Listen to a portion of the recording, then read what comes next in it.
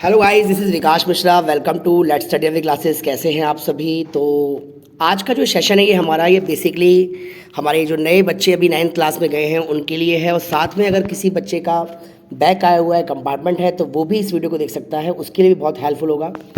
तो ये जो हमारा चैप्टर है जिसका नाम है हीरोन्स फॉर्मूला, इससे कुछ इंपॉर्टेंट कॉन्सेप्ट मैं आपके साथ डिस्कस करूंगा, और मैं फिर आपको साथ में कुछ क्वेश्चंस भी दूंगा करने के लिए, और कुछ क्वेश्चंस भी आपके साथ डिस्कस करूंगा। तो बच्चों जैसे देखिए, आप देख पा रहे हैं यहाँ पर इस तरह ट्रायंगल होता है, इसे राइट एंगल ट्रायंगल बोलते हैं प्यारे बच्चों। अगर कोई ट्रायंगल आपके पास इस तरीके का होगा और आपसे बोला जाता है कि एरिया ऑफ ट्रायंगल निकालो, तो आपको बोलना है 1/2 बेस इंटू में हाइट को ही ऑल्टीट्यूड भी बोलते हैं। सेम ऐसे ही यहाँ पे अगर ट्रायंगल इस तरह का है, उसमें परपेंडिकुलर दे रखा है आपको, ये हो गया बेस, ये हो गया उसका परपेंडिकुलर यानी कि उसकी हाइट यानी ऑल्टीट्यूड, तो आप ये फॉर्मूला लगा देंगे 1/2 बेस इंटू में हाइट। बट क्वेश्चन में बोला है कि आप हीरोन्स फॉर्मूला यूज़ करेंगे, तो हीरोन्स फॉर्मूले के अंदर आपके पास ऑल्टीट्यूड नहीं दे रखा, आपको तीनों साइड दे रखी है, ए बी सी, ये 3 साइड्स दे रखी हैं, और आपको हीरोन्स फॉर्मूला लगाना है। तो सबसे पहले आपको इसका एस निकालना होगा। एक्चुअली क्या होता है, इसका फॉर्मूला होता है हीरोन्स फॉर्मूला अंडर रूट में S minus A, S minus B, S minus C. अब आपने कहा भैया ए बी सी तो हमको पता है, आप ये बताइए कि एस क्या होता है। तो एस को डिनोट करते हैं सेमी पैरामीटर। एस निकाले फॉर्मूला है ए प्लस बी प्लस सी, तीनों को ऐड करके 2 से डिवाइड कर दो, एस आ जाएगा। देखिए एस को क्या बोलते हैं, सेमी पैरामीटर। और पैरीमीटर क्या होता है, तीनों को ऐड कर दो, ए प्लस बी प्लस सी, तो यहाँ से ये 2s भी तो हो जाएगा, देखो ध्यान से मल्टीप्लाई होकर 2s हो जाएगा, यानी पैरीमीटर को हम ट्वाइस ऑफ एस भी बोल सकते हैं। अब आपके सामने एक दूसरा टॉपिक आता है, इसका नाम है इक्विलेटरल ट्रायंगल। इक्विलेटरल ट्रायंगल का मतलब क्या होगा, जिसकी तीनों साइड ही क्या होती है, बराबर होती है, तीनों ही साइड क्या है, इक्वल है, जिसको हिंदी में समबाहु त्रिभुज कहते हैं। तो अगर आपको कहता है कि आपको इक्विलेटरल ट्रायंगल का एरिया क्या होता है, तो आपको बोलना है √3/4 साइड का स्क्वायर। ऐसे ये फॉर्मूला आया कैसे बच्चों, तो ये हीरोन्स फॉर्मूले से ही ये बात प्रूव हुई है। आप वो वाला फॉर्मूला एस वाला आगे दे सकते हैं, ए बी सी दे रखा है, आपका आंसर यही आएगा। बाकी मैं करके दिखा दूंगा, आपको दिक्कत होगी तो। और ये होता है इसका ऑल्टीट्यूड। अगर आपको इस ट्रायंगल का ऑल्टीट्यूड निकालना है, तो इसका फॉर्मूला होता है √3/2 इंटू में साइड, √3/2 इंटू में साइड, ये आप याद कर लेंगे। नेक्स्ट, अगर आपसे बोलता है कि इस ट्रायंगल अगर आपको बोला जाता है कि इस ट्रायंगल का आपको पैरीमीटर निकालना है, इस ट्रायंगल का पैरीमीटर निकालना, 3 साइड है ए, तो आप 3 बार ऐड क्यों करेंगे, आप डालोगे 3 मल्टीप्लाई में ए, मतलब 3 मल्टीप्लाई में साइड, तो ये इसका फॉर्मूला हो गया। तो एक आध क्वेश्चन मैं आपके साथ डिस्कस करता हूँ, देखिएगा ध्यान से। पहला क्वेश्चन क्या है, find the area of equilateral triangle. आपको यहाँ पर क्या दे रखा है, उसकी साइड दे रखी है, तो आपको उसकी साइड दे रखी है कितनी, 4 सेंटीमीटर। तो आपने लगाया फॉर्मूला √3/4 साइड का स्क्वायर। तो साइड की जगह पे आपने क्या लिखा है, यहाँ पे 4 लिखा है, 4 को 2 टाइम्स लिखा है, एक 4 से 4 कैंसिल हो गया, 4√3 मीटर स्क्वायर आपका आंसर आ गया, सेंटीमीटर स्क्वायर।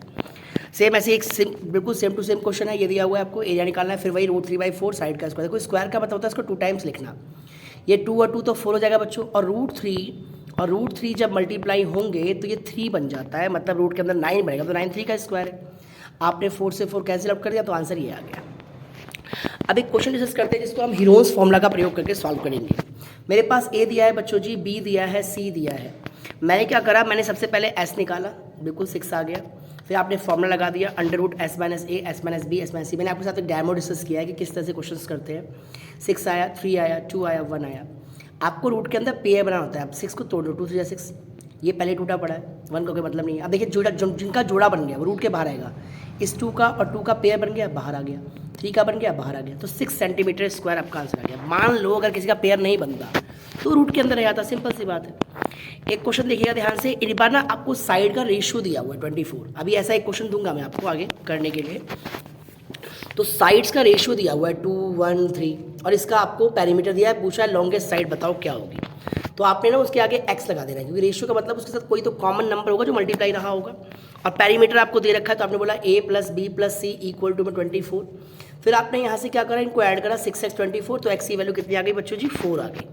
ये x की वैल्यू आई है, तो बताओ साइड a क्या रहा होगा, हमारे पास 2x था ना, तो यहाँ पर x का मान रख दिया, 4 2 8 हो गया, ये 4 हो गया। 3x था, 3 × 4 होकर 12 हो गया, तो सबसे बड़ी साइड क्या हो गई बच्चों, 12 हो गई। तो उम्मीद करता हूँ कि आपको समझ में आया होगा। फिर एक क्वेश्चन है, बहुत बढ़िया प्यारा सा क्वेश्चन है, आपको इस बार उसने एरिया ही दे दिया और कह रहा है साइड बताओ। तो कुछ नहीं, इक्वल टू में लेके चलो। इक्विलेटरल ट्रायंगल का एरिया आपको दिया हुआ, ये होता है फॉर्मूला इक्वल टू में √3 से √3 कैंसिल आउट हो गया। अब आपके पास साइड का स्क्वायर इक्वल टू में 34 मल्टीप्लाई 4 बच गया। ये जो स्क्वायर जब इधर रूट जाएगा तो रूट पे चला जाता है, स्क्वायर कभी भी उस तरफ जाएगा तो क्या होगा, अंडर रूट हो जाएगा। क्या हो जाएगा, अंडर रूट हो जाएगा, ऐसे। अब ये 6 किसका स्क्वायर है बच्चों, मतलब 36 किसका है, 6 का, 4 का क्या है 2, तो 12 सेंटीमीटर इसका आंसर आ गया।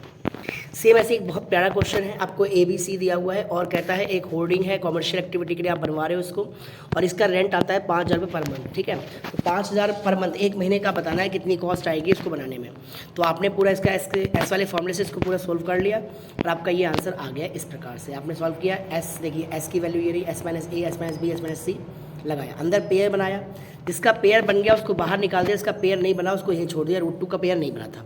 तो मेरा आंसर आया 20√2, ठीक है जी। अब आपको ना √2 की वैल्यू यहाँ पे सवाल में दे रखी है, देखिए 1.41, तो आपने √2 की वैल्यू रख दी यहाँ पे 1.41 और इसको मल्टीप्लाई कर दिया तो आपके पास आंसर आ गया 28.2 मीटर स्क्वायर। अब चूंकि एक मीटर स्क्वायर की पर मंथ कॉस्ट कितनी है, 5,000 रुपये है, कितनी है 5,000 रुपये है। तो फिर जो आपका आंसर आएगा उसको आप क्या करेंगे, 5,000 से मल्टीप्लाई कर देंगे, आपका यहाँ पर आंसर आ जाएगा 1,41,000 rupees is the answer of this question.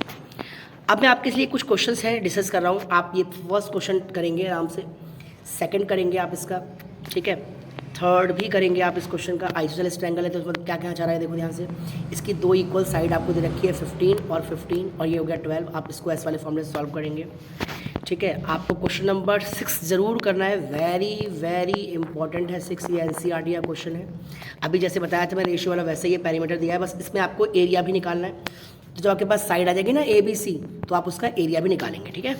तो आप इन क्वेश्चन को डिस्कस करिएगा बच्चों और करिएगा, सॉल्व करिएगा और अपने दोस्तों के साथ शेयर करिएगा, बताइएगा मेरा सेशन कैसा लगा आपको, और आपकी कोई डिमांड है, कोई क्वेरी है तो आप क्वेश्चन में मैं बोलता हूँ, आप कमेंट सेक्शन बताइएगा, मैं आपकी क्वेरी को पूरा सॉल्व करने की कोशिश करूँगा। तो ऐसे ही बने रहिएगा हमारे साथ, तब तक के लिए जय हिंद, जय भारत।